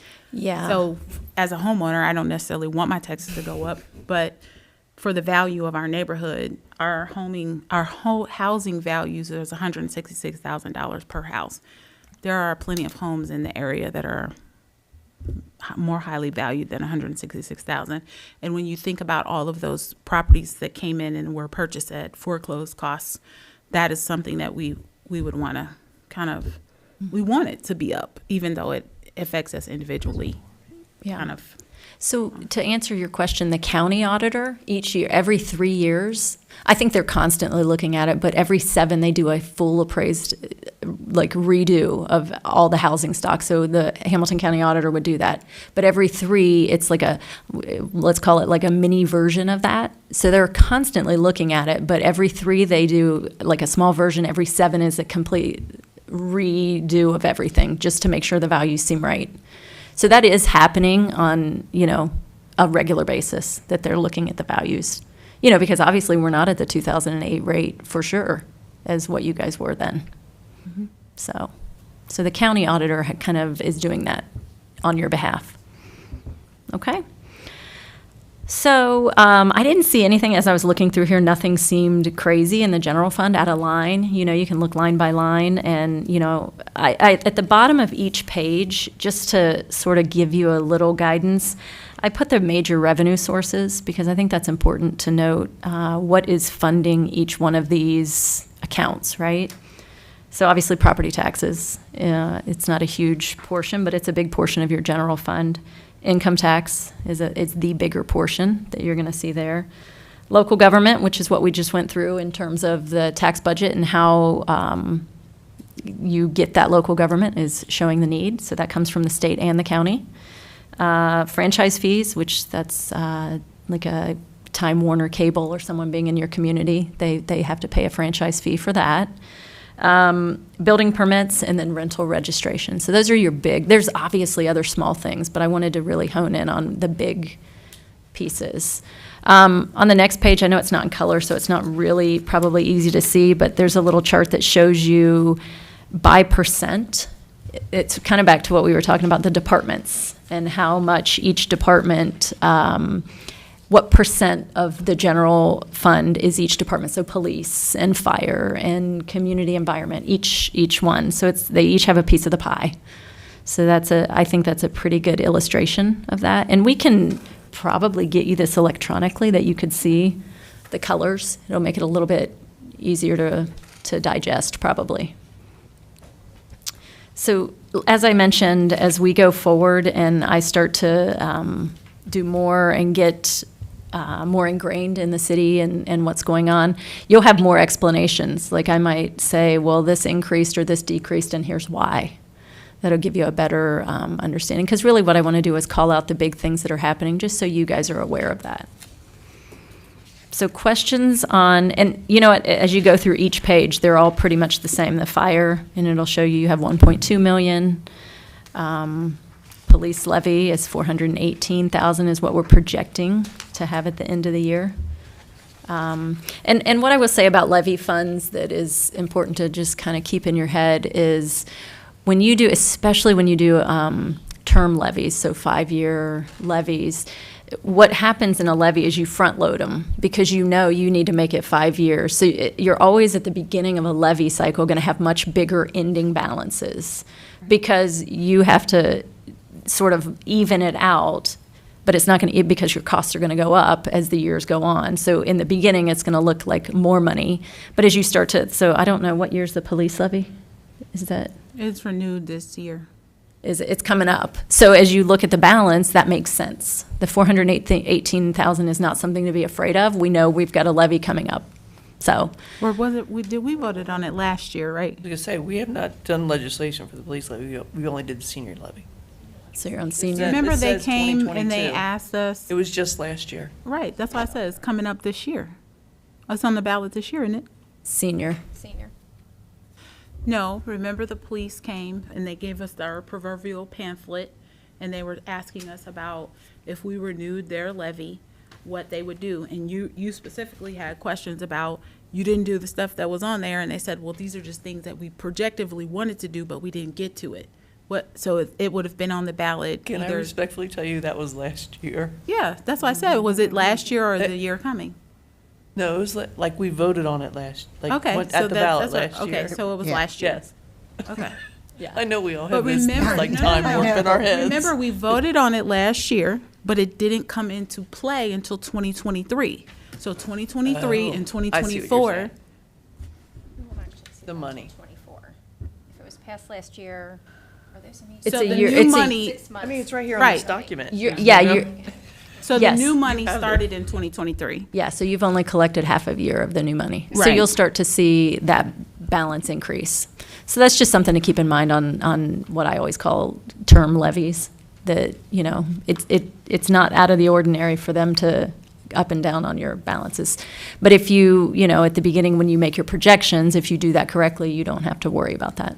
You have to work within it when you start talking union contracts and that sort of thing, knowing that you have a limited amount of money, So as you look through each one, obviously those levy funds, the property tax revenue is your main source of revenue. Questions on any of those? Madam Chair, Yes. I actually have a question. I can see that there's a word in the pie chart.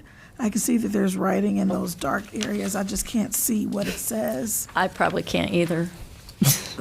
That's why I was saying, if we can get you guys this in color, I think that'll help. I think the big one says police. Yeah, the big one is police, for sure. Other one fire or something, or maybe, or? The one just to the top left of police is fire. Okay. The one to the top right is other, and it's like 15 point something. 15.6, yeah. And that's what's broken out in the Yep. other. Yeah. Yes. But I think if we get this to you in color, it'll make it a little bit easier for you guys to see. And So there's, the- there's Kirsten. another dark Thank one. you. Oh, up- you got, up at the look, top. she's got hers in color already. Finance. I can't read that number. Okay. Up at the top next to mayor and administration. That's finance. 44. Finance, is that what it says, finance? Yeah, finance. This report and this chart are in the email that Ms. Dukestein sent out earlier. So you have it in your email if you want to see the color version. If you prefer, we can print them and I can put them in your boxes as well if you want to pick it up. But if you want, Thank you. you know, because then you can use your magnifier and drag it as big as you need your eyes to see I'm it. sorry. I know for me, my computer went out, so I can't see it, and I do normally utilize my electronic copy, so I'm leaning on your copies today. But I do have one question since they brought that pie chart up. We, and maybe Ms. Iki and Kirsten can answer this, we were under 35% for our police, and then the police got funds in, and now we're back up to 44%.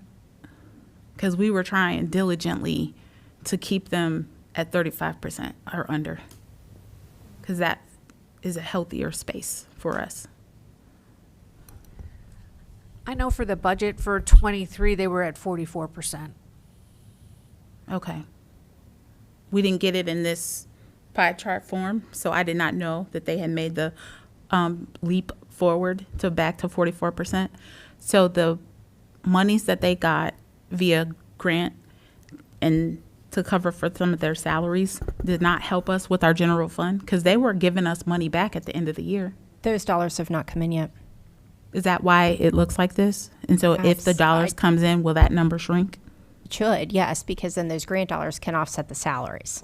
Okay, Yeah, fair but enough. we have not, they were awarded the grants. We have not received funding for either of those, for police or fire. It's, every time we think we have the submittal right, they come back and want additional documentation. It's been months now. So, and I know that both chiefs are working very hard on getting No, I agree. those funds, but it's just, we haven't received any of it. Okay, that's fair enough. That's good. I mean, that's good to know. So what other questions do you guys have as you look through this? And again, if you go home and digest it and have more questions, please reach out. And as I said, this report will get more robust as I continue to work through. We just wanted to, I know you guys had been looking and asking for numbers, and we wanted to make sure you had something. So it will become a more robust document as time goes on, as more time I'm spending here, so. I just have one question, just for clarification. In the line item that says surplus and deficit, if it's in parentheses, it's a deficit? Okay. Correct.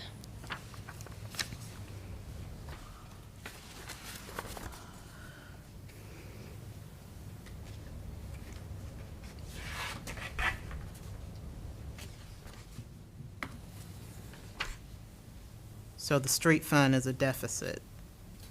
Only probably For because we haven't got the 22, monies 23. in, right? Yeah, and I think what to remember is that isn't always a bad thing in the government world. A lot of times we set aside or save up money for future projects. So you carry over money. So you don't start, most funds, the senior I think may, but most funds don't start the year with zero. So you're going to start with a little bit of carryover, which is allowable to spend, and a lot of communities do plan to spend that. So you start with $100, you add 200, you might spend, all of that or part of that. But your revenue doesn't necessarily have to limit what you spend as long as you have money to start the year. Does that make sense? So a lot of times if you have projects that you'll see that sort of look like it flips, but it's not like our personal checkbook where that could be a really bad thing. It's a little different because we often plan for those kind of projects and things that are happening.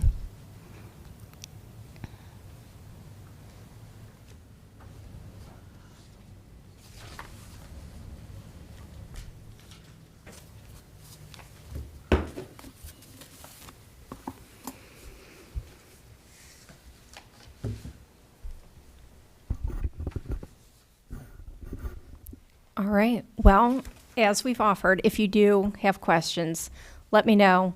We'll get them to Michelle and Kirsten. We'll get you the answers you're looking for, as we refine this report a little bit. If there's something you want to see, if you like the chart, you don't like the chart, you like the graph, let us know. We will do our best to accommodate, but sometimes the picture is easier than looking at spreadsheets, and sometimes vice versa. So we're going to try a couple of things and see what works best until we have a format that makes sense to everybody and that you get used to seeing, and that will become the document that we use. Okay. Thank you. Yes, thank you, everybody. And with that, you make I know. So nice to meet everyone. I told Michelle she could leave when her report was over. Thank you, guys. Thank you. Thank you. Welcome to the team. Nice meeting you. Thank you.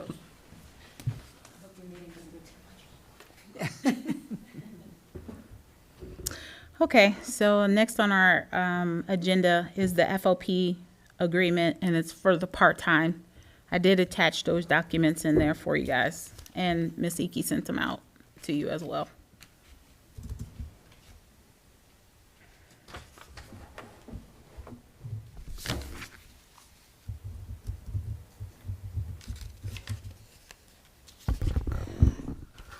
So I don't have a lot to add. I think if you're looking at the document that was the attachment, you can see the red lines in it. So if you printed it out, I don't know that you can distinguish what was redlined in this document. It does mirror what you passed, I think it was earlier this year, for the full-time. So some of those, there were some grammatical changes that were made. The rates and salaries should be what was discussed previously in the full-time contract. I didn't see a lot that concerned me, but I wasn't part of the original negotiation with the full-timers. So I don't have much to add. If you have specific questions, I'll be happy to run them down.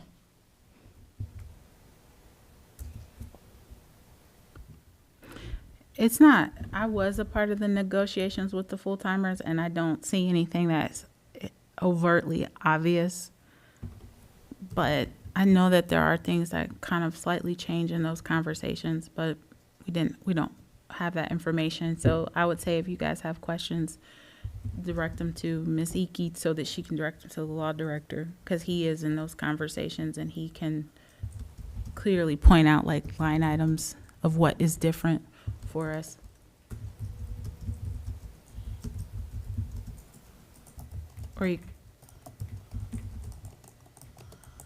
But you're wanting to bring that to council floor, right? They asked where it was. I had just gotten this when I had originally sent it. I think it was to Mr. Graver to see where he wanted to put it with the mayor. And so it ended up in your committee because you were meeting next. But I think it probably makes the most sense to be in this committee. I just got it a week ago. So, I mean, they would like an answer, but as I understand it, The full-time FOP contract just got signed by all parties about a month ago, even though it was passed several months ago. You guys are so quiet. I'm not used to this. No comments on Typing that? my little fingers to the bone over All here. right. I don't know if the quiet is good or bad.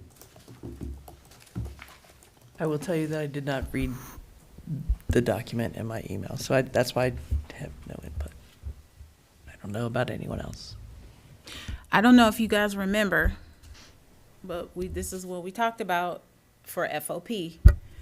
Before, we talked about just really taking in consideration the contract, wanting to be present in the negotiations so that some of the things that, like the time clocks for the police, we talked about that. So that's why I don't want us to kind of graze over it, like, because if we're gonna do that, then you guys have got to accept the responsibility that you agreed to this. I mean, I think for this part-time negotiation, we've already agreed to the full-time negotiation, so we probably kind of let it model itself. But we would have to really be diligent at looking at the next agreement to make sure that it is more aligned with what other police departments do.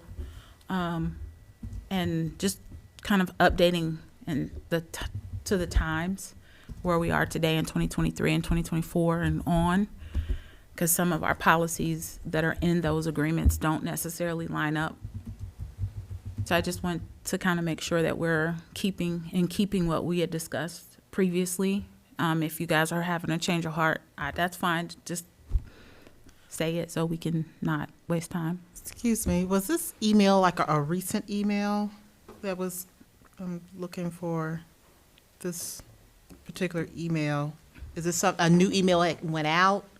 The regarding- email, I sent it out today, but I believe Miss Iki sent it out a couple of days ago, probably last week sometime.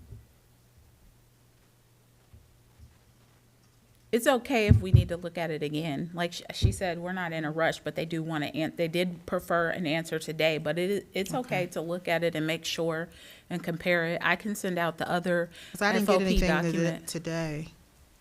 I didn't get anything today. Let me make sure you're on there, because I was sending from my personal email. Do you know when it was sent? Because I don't see it. No, you're on there. Do you know when? 4:45 Today? today. I don't have anything past 1:18 PM today. Really? You're on there, Mary Jo, too.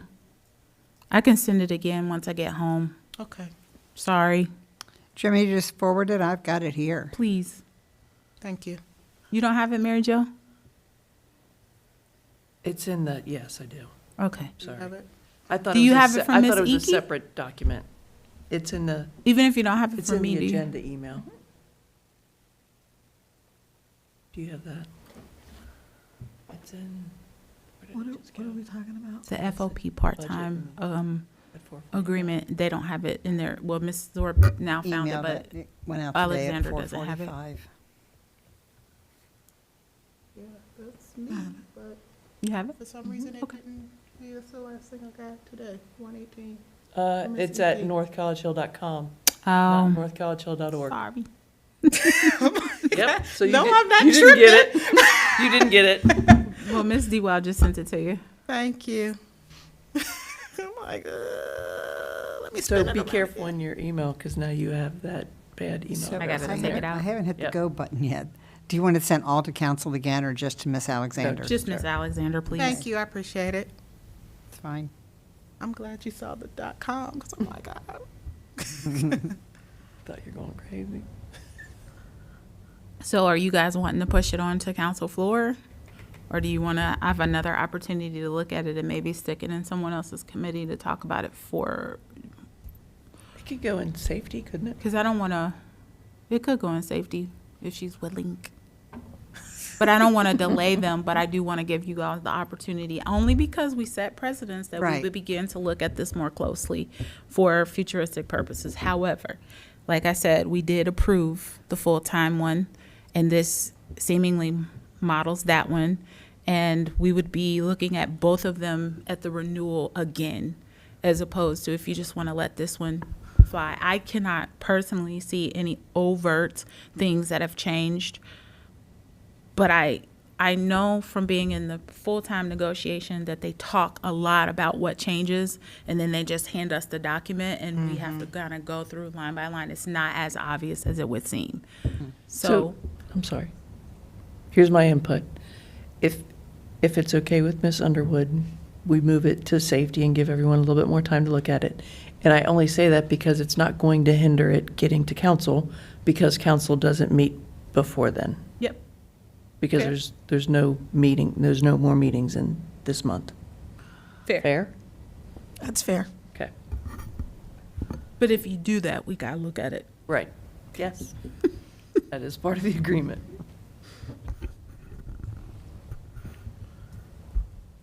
Okay. Madam Chair, Yes. would you like me to have the chief available at the public safety meeting to answer any questions?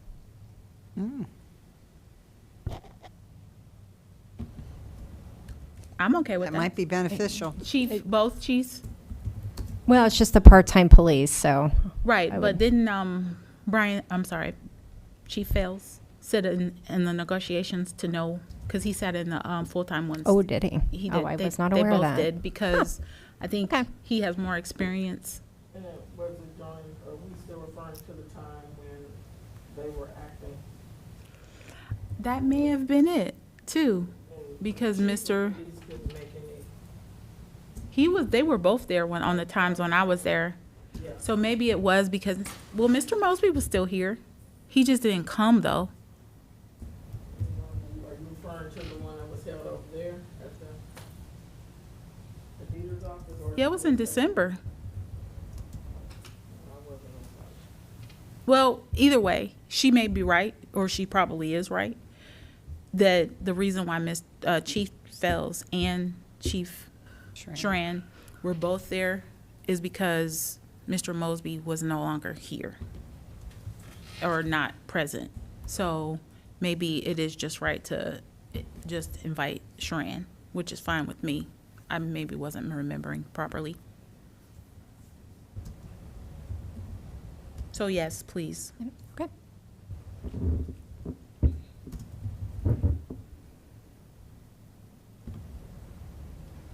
And then we have the 2023 quarterly report and mid-year appropriations that's next on the agenda for tonight. However, I think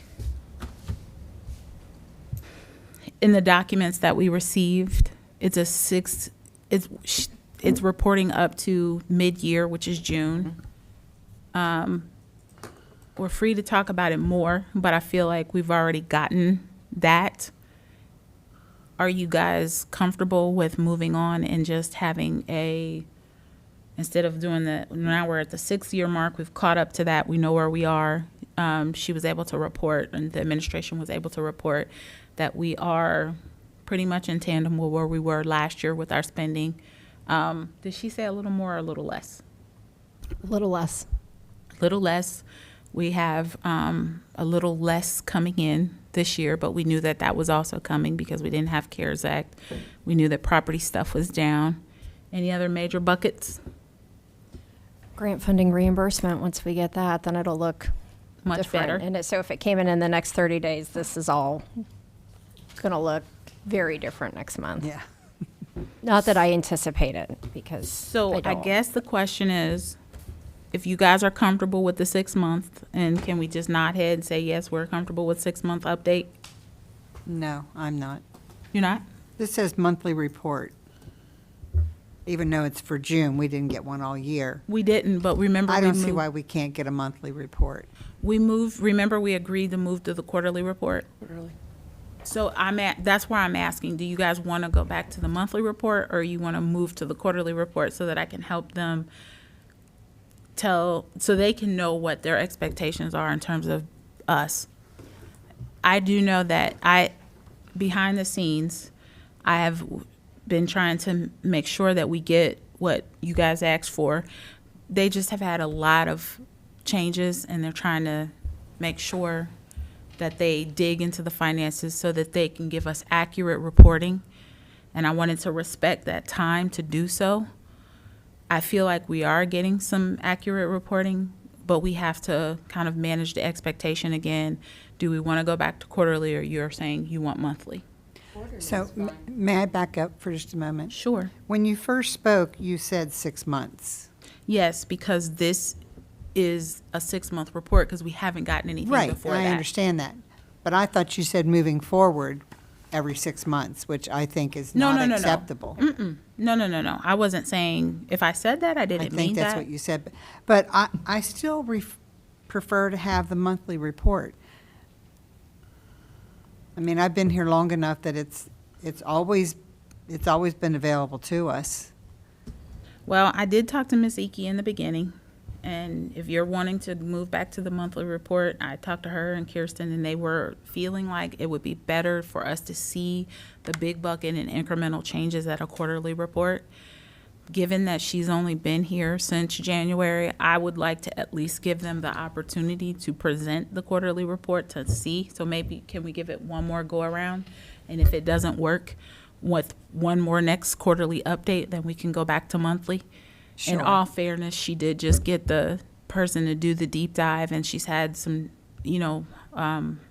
employment challenges that wouldn't have allowed them to present it to us on a quarterly basis. She's kept me up to date as to why it hasn't been reported.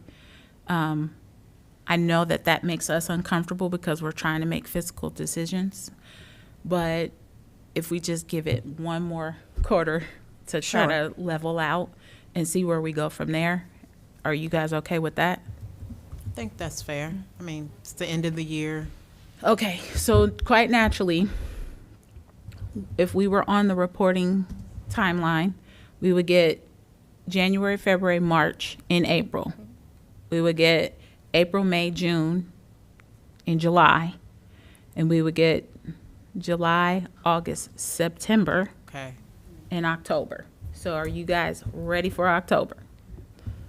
And so I would say this, there was a format in which the quarterly report was supposed to be delivered. And I know you talked about, the young lady here talked about giving us a more palatable document and a more, we'd be inundated with more information. But it wasn't set up as 5 years back. It was, I think it was 2020 to 2023.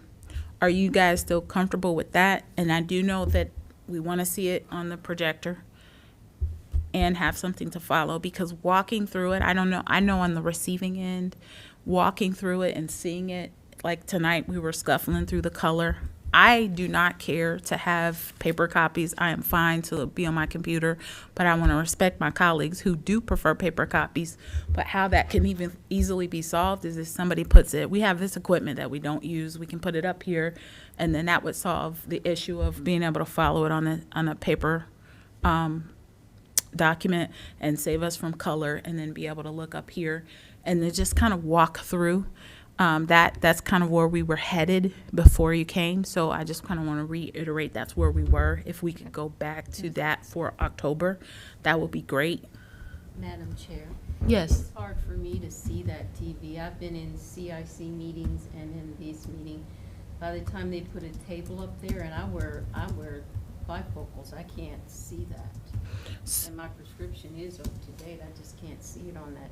So what would help, would a color copy help for you?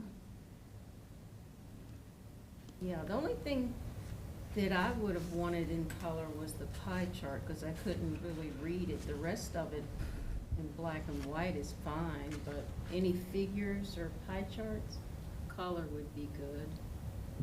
For me. Okay. I'm fine with that. If you guys want to just kind of email them your specifics, that would be good. So that, And I just want to say, I prefer hard copies because I take notes. Can't do that up there. fair enough. Okay. Madam Chair. Yes. So, at the risk of being the butthead in the room, I am okay also with going to the quarterly report, but there is some level of accountability with that, because once you miss a quarterly report, then we're getting 6 months reports. I understand. And we've had a conversation about it, and I just, again, want to reiterate, I think that they've had a challenge. I understand all that. I'm just saying, So that's why I said, just give it one more quarter. yep, October, I'm and we with can you. revisit it at the October. And if it's not something that is, wows us, then we can talk about the monthly again.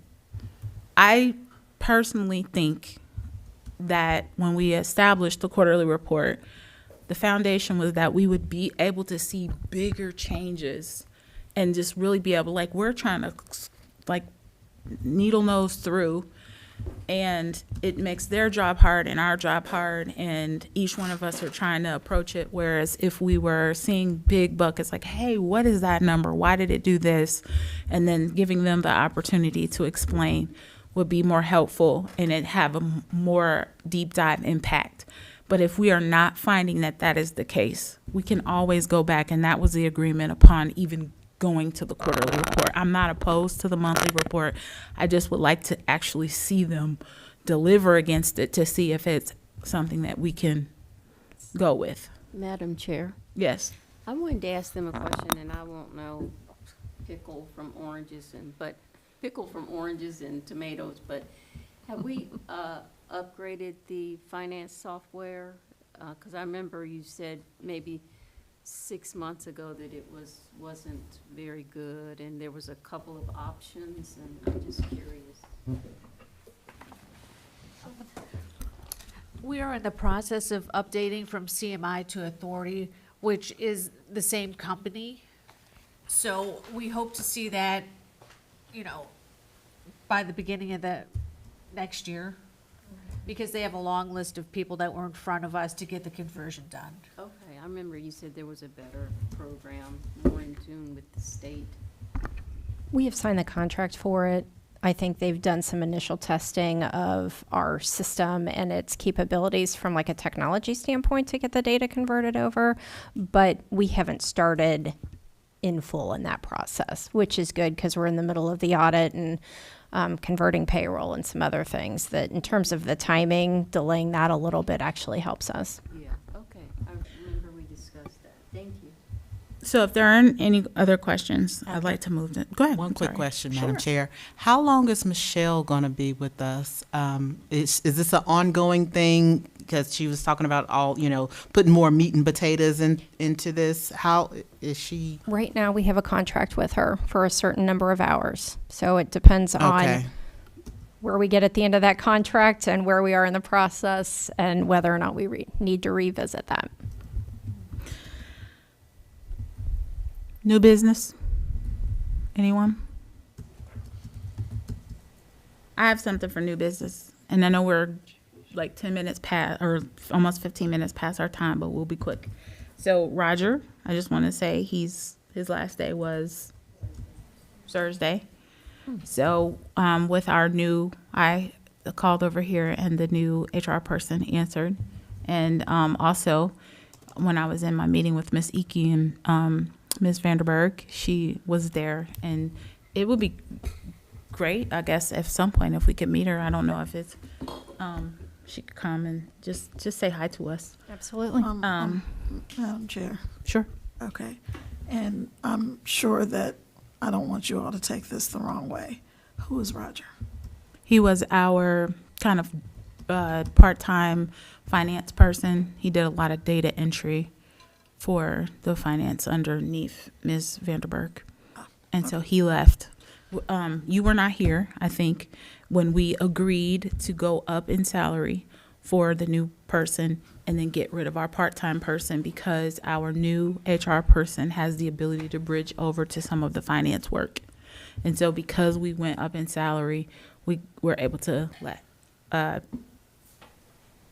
he was temporary anyways. Okay, fair enough. New HR person's name? Debbie Eldridge. Thank you. And then the only other thing I have is for old business. Does anybody else have any new business? Okay. Old business. Does anybody have any old business? Going once, going twice. And then update came straight from Miss Iki. The Belmore project is just not responsive. And that's where we're at right now. That's it. Is what? He's just not responsive. Oh, okay, I'm like, the yeah. citizen. But we're Okay. not going to talk about it because we're want to reserve anything else for executive session. Just wanted to make sure we knew. And then other than that, we are going to adjourn. Okay, I just want to say one more thing. We had a lot of heavy topics tonight, and I know we started right on time, and we're ending at 8:45. So although we ended 15 minutes past time, we still got a lot of things under our belt. So good for us. 8:45, adjourn. Yeah. I know it's adjourned, but I'd like